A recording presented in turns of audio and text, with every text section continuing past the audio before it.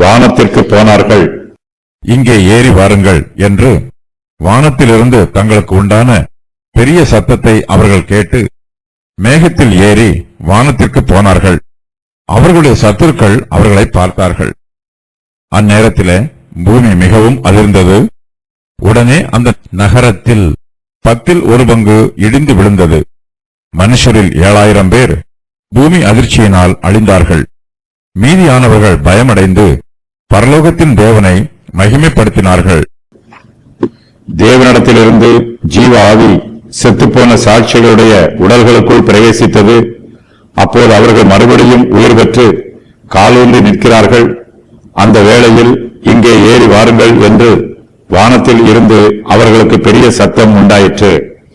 2 சாட்சிகளும் பெரிய சத்தத்தை கேட்டு மேகத்தில் ஏறி வானத்திற்கு போனார்கள். தேவன் அவர்களை அழைக்கும் வரையிலும் 2 சாட்சிகளும் வானத்திற்கு ஏறி போக முயற்சி பண்ணவில்லை. கர்த்தர் தங்களை மகிமைப்படுத்துகிற வேளை வரும் வரையிலும் இவர்கள் பொறுமையோடு காத்திருக்கிறார்கள். இங்கே ஏறி வாருங்கள் என்று கர்த்தர் அவர்களை அழைத்த போதோ 2 சாட்சிகளும் கர்த்தருடைய வார்த்தைக்கு கீழ்ப்படிந்து மேகத்தில் ஏறி வானத்திற்கு போகிறார்கள். கர்த்தருக்காக சாட்சி கொடுக்கிறவர்கள் கர்த்தருடைய சத்தத்தை கேட்க வேண்டும்.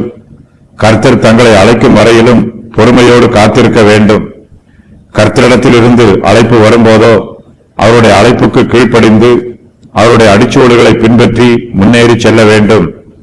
2 சாட்சிகளும் மேகத்தில் ஏறி வானத்திற்கு போகிறார்கள். அவர்களுடைய சத்துருக்கள் அவர்களை பார்க்கிறார்கள். அவர்கள் இருவரும் மறுபடியும் உயிர் பெற்று காலூன்றி நின்றபோது பூமியில் குடியிருக்கிறவர்கள் அவர்களை பார்த்து பயந்தார்கள். இப்போதோ அவர்கள் இருவரும் மேகத்தில் ஏறி வானத்திற்கு போவதை பார்க்கிறார்கள். அந்த நேரத்தில் பூமி மிகவும் அதிர்ந்தது. உடனே அந்த நகரத்தில் 10 இடிந்து விழுந்தது.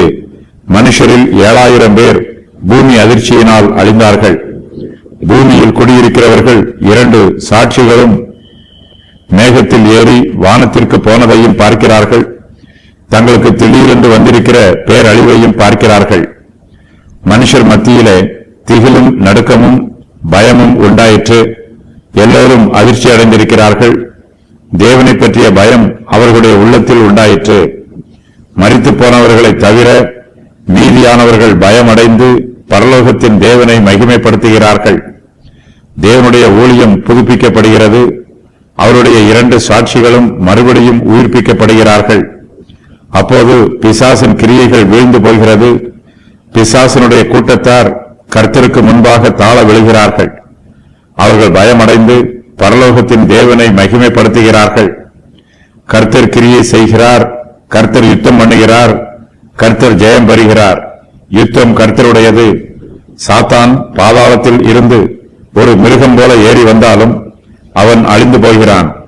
ஆரம்பத்தில் சாத்தானுக்கு வெற்றி கிடைப்பது போல தெரிந்தாலும் முடிவில் அவனுக்கு தோல்வியே உண்டாயிற்று.